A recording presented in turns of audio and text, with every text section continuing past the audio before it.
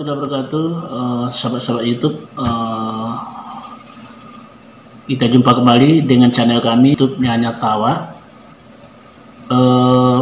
Pada episode sebelumnya kita sudah membicarakan mengenal teater untuk pemula. Nah, sekarang kita beranjak selangkah lagi untuk penggarapan naskah. Setelah kita mengenal berbagai macam dasar yang diperlukan untuk bermain drama, akhirnya sampailah kita pada naskah. Naskah di sini diartikan sebagai bentuk tertulis dari suatu drama. Sebuah naskah, walaupun telah dimainkan berkali-kali dalam bentuk yang berbeda-beda, naskah tersebut tidak akan berubah mutunya. Sebaliknya, sebuah atau beberapa drama yang dipentaskan berdasarkan naskah yang sama dapat berbeda mutunya. Hal ini tergantung pada penggarapan dan situasi, kondisi, serta tempat di mana dimainkan naskah tersebut. Sebuah naskah yang baik harus memiliki tema, pemain atau lakon, dan plot atau rangka cerita. Yang pertama itu tema. Tema adalah rumusan intisari cerita yang dipergunakan dalam menentukan arah dan tujuan cerita. Dari tema inilah kemudian ditentukan lakon-lakonnya. Yang kedua, lakon. Dalam cerita drama, lakon merupakan unsur yang paling aktif yang menjadi penggerak cerita.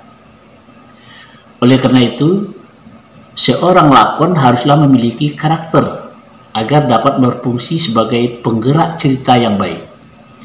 Di samping itu, dalam naskah akan ditentukan dimensi-dimensi sang lakon.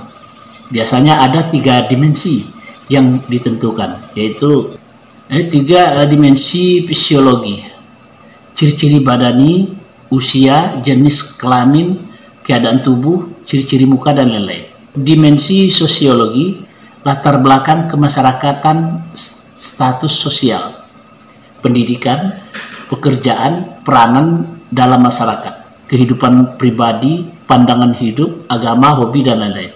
Dimensi psikologis: latar belakang kejiwaan, temperamen, mentalitas, sifat, sikap, dan kelakuan, tingkat kecerdasan, keahlian dalam bidang tertentu, kecakapan, dan lain-lain. Apabila kita mengabaikan salah satu saja dari ketiga dimensi di atas, maka lakon yang akan kita perankan akan menjadi tokoh yang kaku, timpang, bahkan cenderung menjadi tokoh yang mati. Kemudian plot. Plot adalah alur atau kerangka cerita. Plot adalah suatu keseluruhan peristiwa di dalam naskah. Secara garis besar, plot drama dapat dibagi menjadi beberapa bagian, yaitu pemaparan, eksposisi. Bagian pertama dari suatu pementasan drama adalah pemaparan atau eksposisi. Pada bagian ini diceritakan mengenai tempat, waktu, dan segala situasi dari para pelakunya. Kepada penonton disajikan sketsa cerita sehingga penonton dapat meraba dari mana cerita ini dimulai. Jadi eksposisi berfungsi sebagai pengantar cerita. Kemudian dialog. Dialog berisikan kata-kata.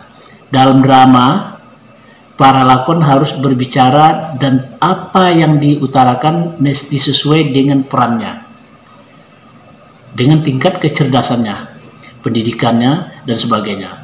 Dialog berfungsi untuk mengemukakan persoalan, menjelaskan perihal tokoh, menggerakkan plot maju, dan membukakan fakta. Komplikasi awal atau konflik awal, kalau pada bagian pertama tadi situasi cerita masih dalam keadaan seimbang, maka pada bagian ini mulai timbul suatu perselisihan atau komplikasi.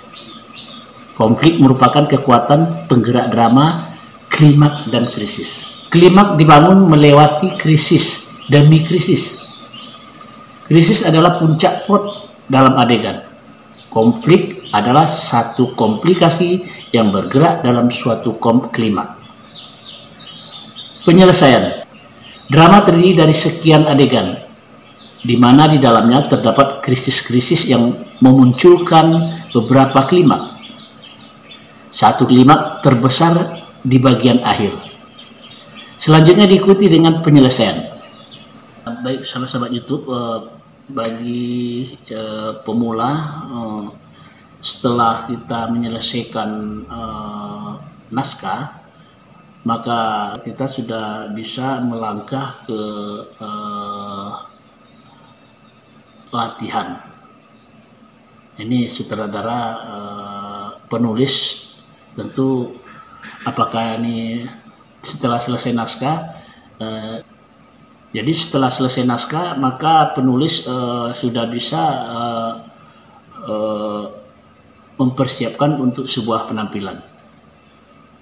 Baik rekan-rekan YouTube, dalam pengenalan teater untuk pemula ini kepada adik-adik yang punya bakat, yang berbakat di dunia teater,